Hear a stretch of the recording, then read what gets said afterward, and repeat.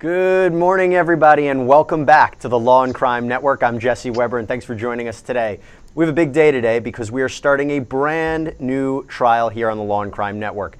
This is a case out of Florida. I know, another case out of Florida, but this is the news and we're reporting it. This case is actually about a nightclub shooting, and it involves three men. You see them right there, three defendants, Laquan Barrow, Gary King, and Michael Smith. Now, each one of them is charged with one count of second-degree murder for the killing, the death of 19-year-old, you see her right there, young, beautiful 19-year-old BENETRIA Robinson. Now, this is, again, about a nightclub shooting that happened 2 years ago in 2015. Barrow and Smith are also charged with 5 counts of attempted second-degree murder, and King is charged with 4 counts of attempted second-degree murder because there's multiple victims in this shooting, as you can imagine. Now, this all stemmed from a altercation that happened within a Cloud9 nightclub that somehow spilled out of the nightclub. Shots were fired, people were injured, and Miss Robinson died as a result.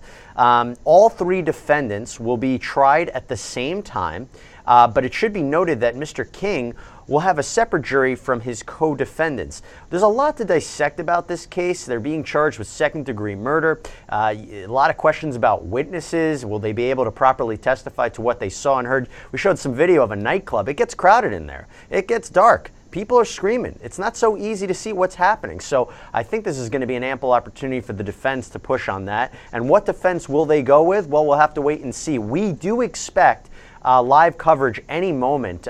We do expect it to start 9, maybe even 9:30, but we're right here, and as soon as we do have a live feed in that Florida courtroom, we're going to make sure to go to it immediately.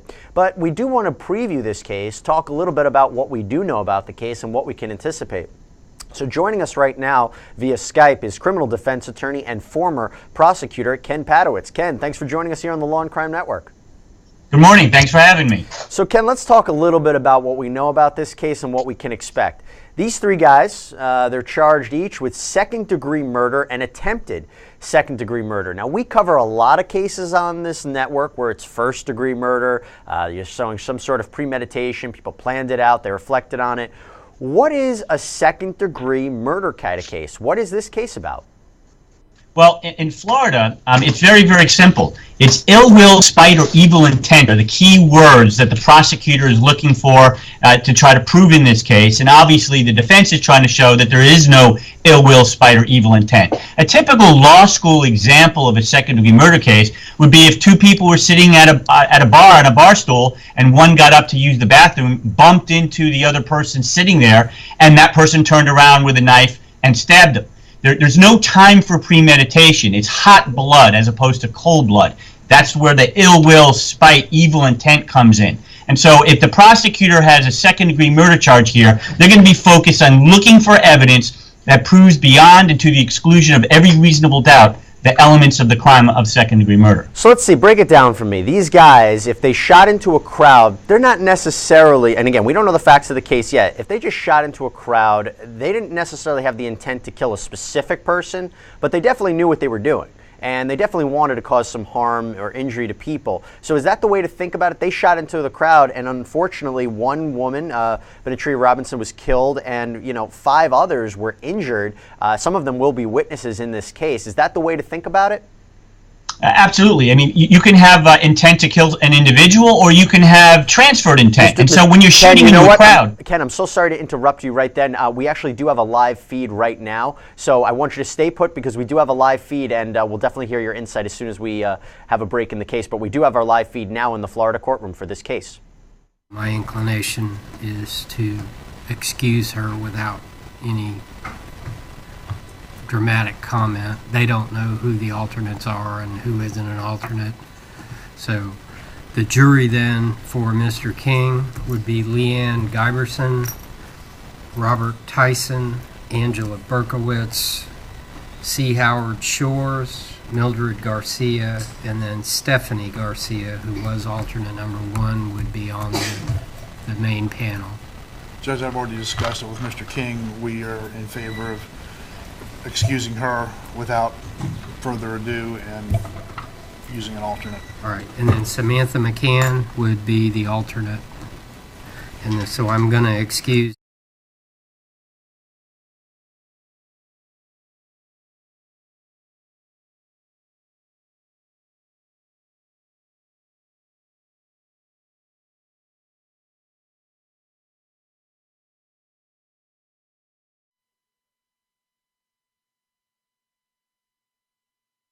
Welcome back to the Law and Crime Network, everybody. This is Jesse Weber. You are watching the live feed in the Barrow, King, and Smith case out of Florida. I'm here joined by criminal defense attorney, former prosecutor Ken Padowitz. Now, Ken, I'm sorry I had to interrupt you before. We were talking about second-degree murder. That's what these three guys are charged with, the idea that they might have just fired into a crowd. They didn't really know who they were going to kill, but it seems like it was some sort of fight that broke out. Do you anticipate that the defense is going to try to push this down to a manslaughter kind of argument, that it was a heat of passion, that you can't really say that they acted with a depraved indifference to human cruelty, to human life? Is that what they're going to try to do, you think? Well, the playbook for every defense attorney, obviously, is to look for a not guilty verdict. But in certain circumstances, depending on the case and the evidence, that might not always be possible or a viable defense. Clearly, a lesser included crime of manslaughter would be a goal of a defense attorney if they couldn't get to a not guilty. So absolutely, a manslaughter or a lower crime would be an argument that the defense attorney would be looking to make to a jury to say, hey, he's not guilty by evidence beyond and to the exclusion of every reasonable doubt of second-degree murder, but here is why, you know, the fair verdict here might be to come back with this lesser included crime. What I read about this case leading up to it, and I thought it was interesting, there are witnesses who claim that Barrow, King, and Smith headed to a nearby pickup truck and returned with handguns, so that the fight broke out and then they returned with handguns. If the state can prove that, I'm surprised that doesn't seem more like a first-degree murder charge if they came back with the intent to kill. What do you think? You just read my mind. I was thinking that exactly the same thing as you said that. And if they're going back to get the weapons and then come back into the nightclub, the Florida law does not require any specific amount of time for premeditation. So in other words, you could literally have seconds a jury can determine is sufficient for premeditation. So I think maybe the prosecutors dropped the ball here by not actually having an indictment with a grand jury for first-degree murder. So I know every case is different. Every case is fact-specific, but I got to tell you, I see a lot of cases where fights and shootings and things that happen in nightclubs or outside of nightclubs. In your experience, when you see these kind of cases, are they prosecuted successfully? Well, many times they are. I mean, obviously, every case is different and depends on the individual evidence in that case. So if you have sufficient witnesses, especially in a nightclub where you might have videotape or you might have ample number of witnesses seeing what's going on from different vantage points and different angles, I think there's a high likelihood in these type of cases for convictions. So actually, you know what, Ken, we're going to come back. We actually do have a live feed now in the courtroom. So stick around. Ken and I will be back for analysis when there is a break, but let's go to the live feed.